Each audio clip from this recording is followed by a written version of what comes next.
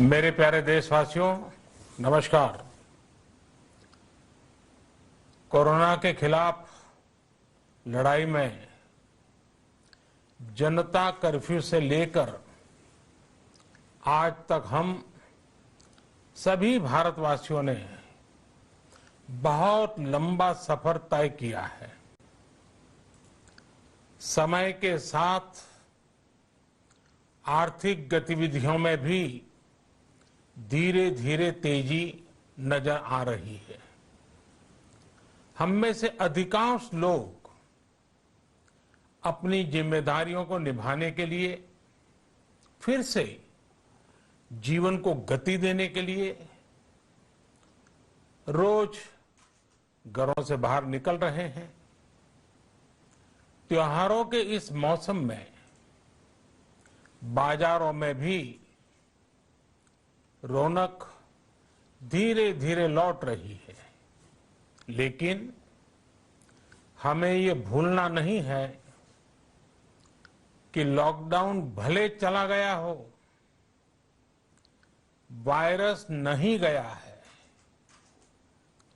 बीते 7-8 महीनों में प्रत्येक भारतीय के प्रयास से भारत आज जिस संभली हुई स्थिति में है, हमें उसे बिगड़ने नहीं देना है और अधिक सुधार करना है।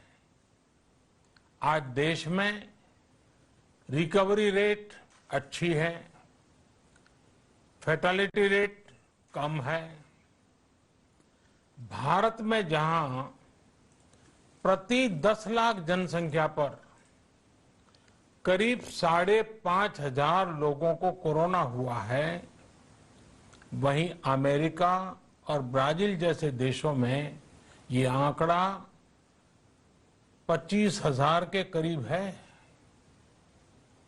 भारत में प्रति 10 लाख लोगों में मृत्यु दर 83 है, जबकि अमेरिका, ब्राजील, स्पेन, ब्रिटेन जैसे अनेक देशों में ये आंकड़ा 600 के पार है।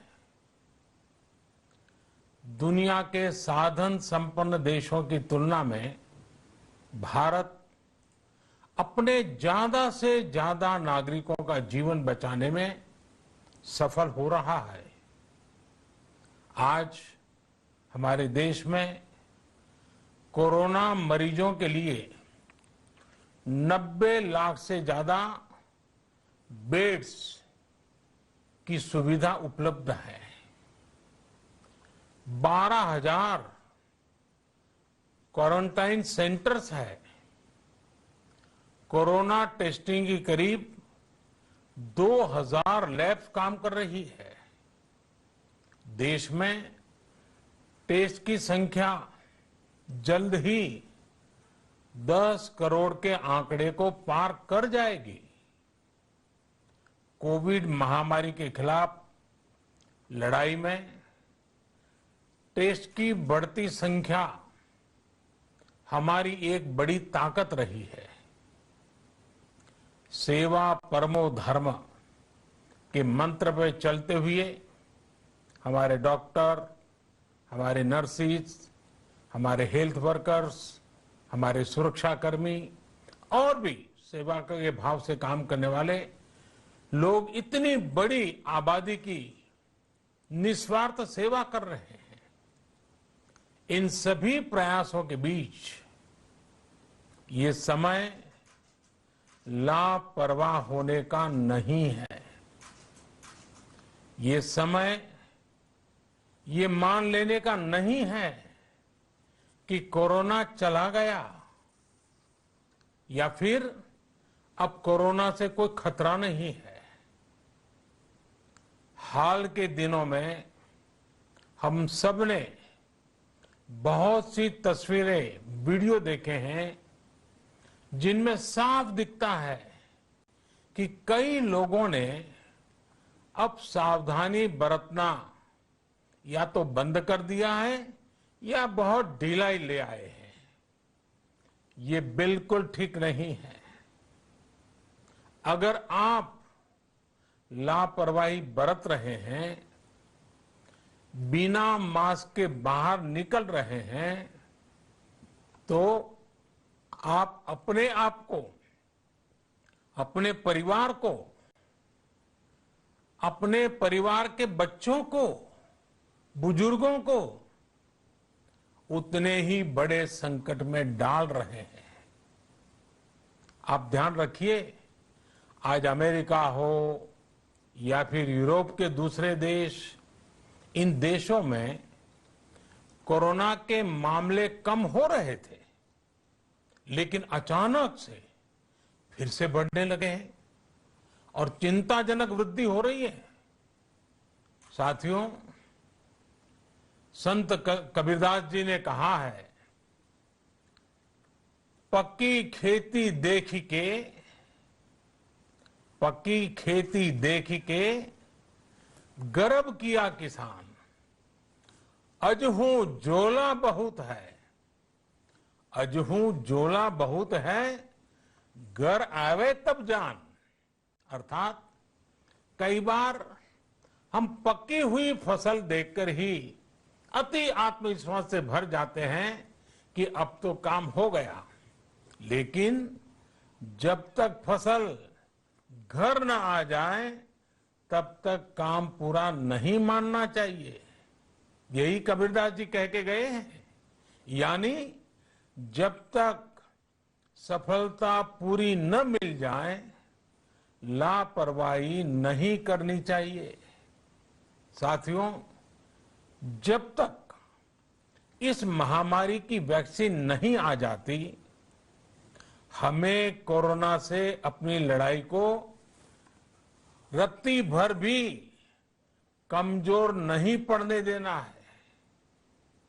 बरसों बाद हम ऐसा होता देख रहे हैं कि मानवता को बचाने के लिए युद्ध स्तर पर पूरी दुनिया में काम हो रहा है।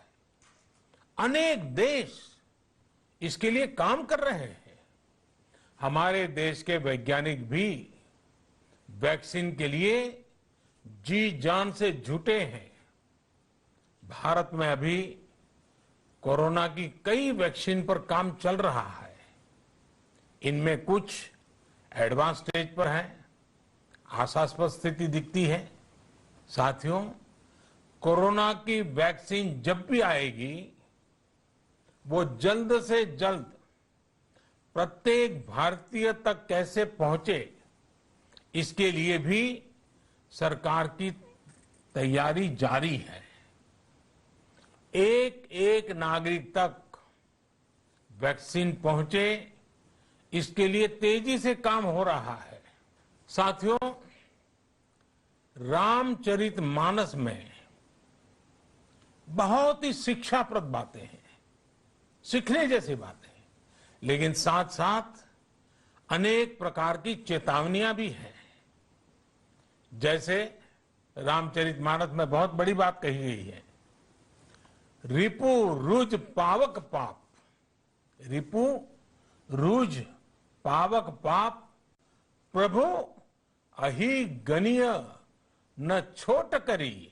अर्थात आग, शत्रु, पाप यानी कि गलती और बीमारी, इन्हें कभी छोटा नहीं समझना चाहिए।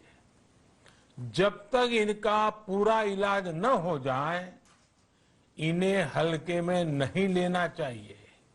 इसलिए याद रखिए, जब तक दवाई नहीं, तब तक ढिलाई नहीं।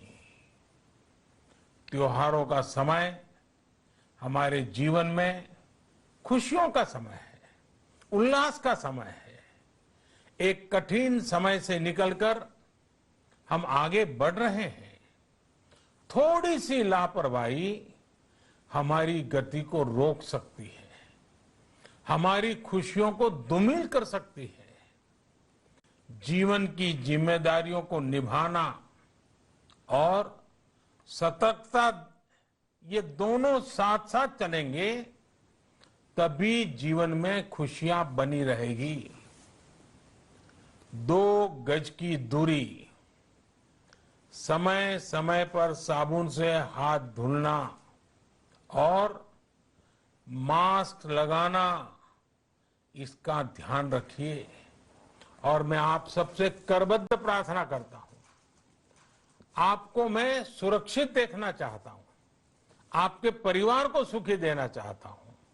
ये त्योहार आपके जीवन में उत्साह और उमंग भरे, ऐसा वातावरण चाहता हूं। और इसलिए मैं बार बार हर देशवासी से आग्रह करता हूं। मैं आज अपने मीडिया के साथियों से भी, सोशल मीडिया में जो सक्रिय हैं उन लोगों से भी बड़े आग्रह से कहना चाहता हूं कि आप जागरूकता लाने के लिए, इन नियमों का पालन करने के लिए जितना जन जागरण अभियान करेंगे, ये आपकी तरफ से देश की बहुत बड़ी सेवा होगी। आप जरूर हमें साथ दीजिए, देश के कोटि कोटि जनों को साथ दीजिए। मेरे प्यारे देशवासियों, स्वस्थ रहिए, तेज गति से आगे बढ़िए और हम सब मिलकर के देश को भी आगे बढ़ाएं। इन्हीं शुभकामनाओं के साथ नवरात्र, दशहरा, ईद, दीपावली, छठ पूजा, गुरु नानक जयंती समेत सभी त्योहारों की सभी देशवासियों को एक बार फिर से बहुत बहुत बधाई देता हूं। धन्यवाद।